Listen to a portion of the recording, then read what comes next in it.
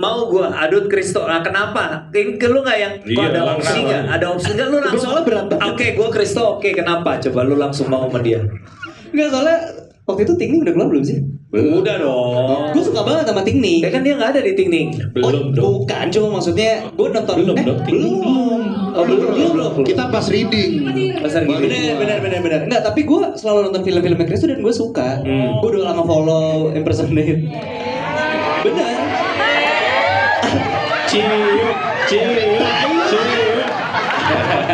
Enggak, beneran. Romance.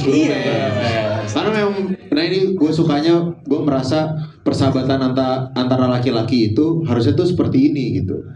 Gimana kayak saling puji, saling sayangnya tuh nunjukin gak apa-apa. Santai aja. Normalisasi.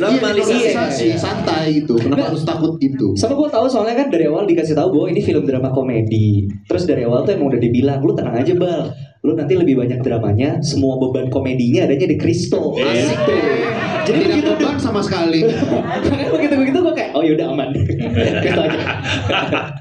Toh tapi gimana lo ngembangin karakter Adut ini si bocah pinggiran?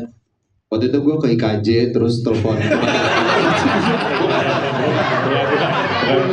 pakai jawaban orang aja boleh kan?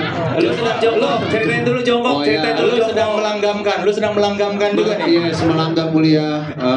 Jongkok iya. dulu. Jongkok. Oh, iya, sorry. Jadi pas awal-awal gua reading itu salah satu tesnya adalah jongkok. Iya. Karena katanya yang bisa jongkok itu berarti pahanya kuat.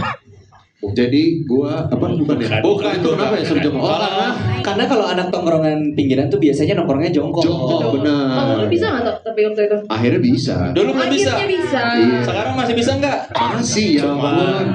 Bro. Tapi enggak. Iya. Awkward. Gak bisa gua kalau begini. Bisa nih. Bisa. Iya, jadi awalnya tuh kan gua pas ready. Jangan ditarik. Apa namanya? Ya jongkok. Jadi dites jongkok. Ya, karena lu anak kota banget ya mungkin terlahir sejahtera jadi diragukan dong. Well, that's just who I am. Wah. Tuh Edi Susanto, nah kayak gitu, pede. Jawabnya gitu. Gitu. English gitu. Tapi serunya adalah berdiskusi dengan teman-teman saya ini karena kita punya riset yang berbeda-beda. Kayak Ya. Bang Ajan kan risetnya ke IKJ gitu, terus kayak Iqbal ke Australia gitu. Jadi kayak ngobrol. Oh ya. Tapi maksudnya karena kita punya riset yang berbeda-beda, jadi kayak suka. Oh biasanya tuh ngobrolnya kayak gini, aksennya kayak gini. Jadi kayak kita melengkapi satu sama lain. Bahkan awalnya aksennya lebih tebel, terus ngobrol juga sama Bang Awe, sama Pak Kemot kayaknya aksennya ketebelan gitu, Bal, kayaknya kalian diturunin dikit, jadinya dari proses itulah menemukan jadinya karakter Adut dan Ijal yang paling perfecto mundo. Kalau buat Zulfa, menurut kamu karakter Tia itu yang membedakan dengan perempuan-perempuan berani dan nekat lainnya apa sih? Kirain yang membedakan sama kamu tadi gue. Ya, Itu pasti emang kayak aku. gitu. Itu kira jawabnya gitu. That's just me. Menurut kamu gimana? Apa yang membedakan si karakter Tia ini dengan banyak perempuan-perempuan nekat dan berani lainnya? Membedakan sebenarnya menurut aku sih Tia ini memang perempuan-perempuan berani yang hidupnya tuh mungkin tidak berprivilege seperti Kristo Immanuel. Well, Di framing langsung. Well.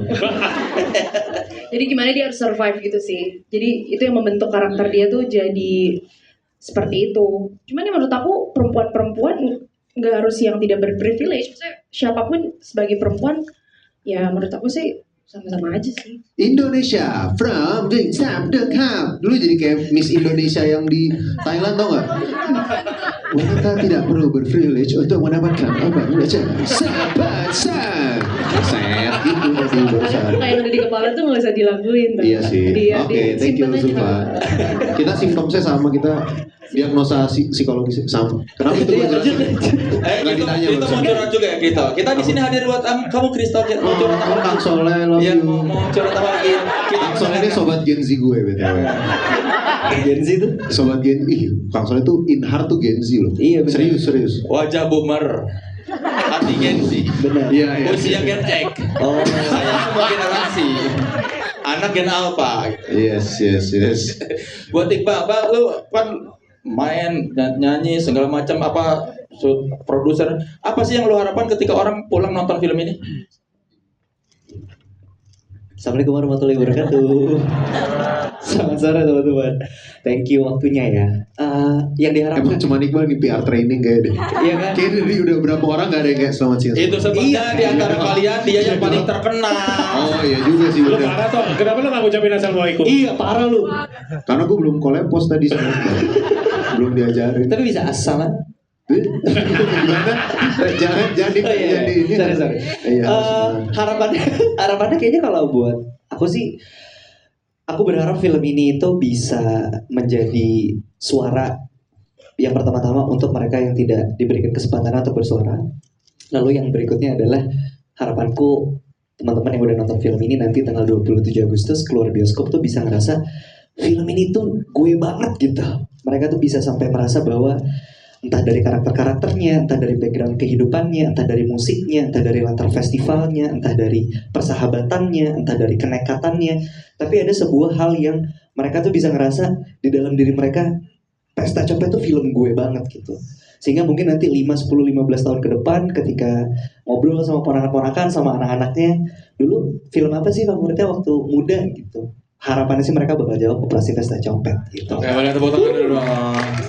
Penanda zaman. Penanda zaman. Kan kalau pasti lu selalu belajar sesuatu yang baru setiap habis produksi film. Apa Ya. sesuatu yang baru yang lu pelajari setelah produksi Operasi Pesta Copet? Waduh, terlalu banyak Kang.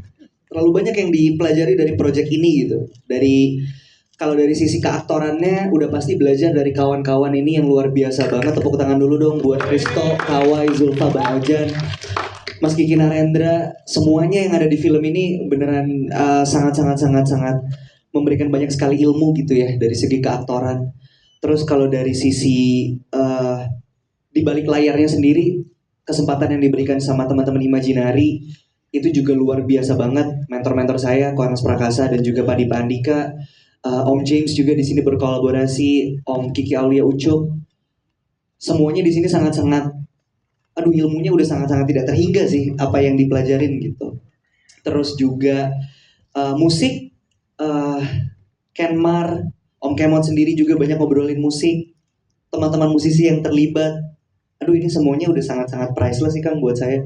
Benar-benar tidak ternilai harganya apa yang saya bisa dapatkan di project Pesta Copet ini. Oke, boleh tepuk tangan dulu sekali lagi buat para pemeran dan pembuat film Operasi Pesta Copet. Dan sekarang saya mau memberi kesempatan buat rekan-rekan media yang mau bertanya. Silakan panitia ditunjuk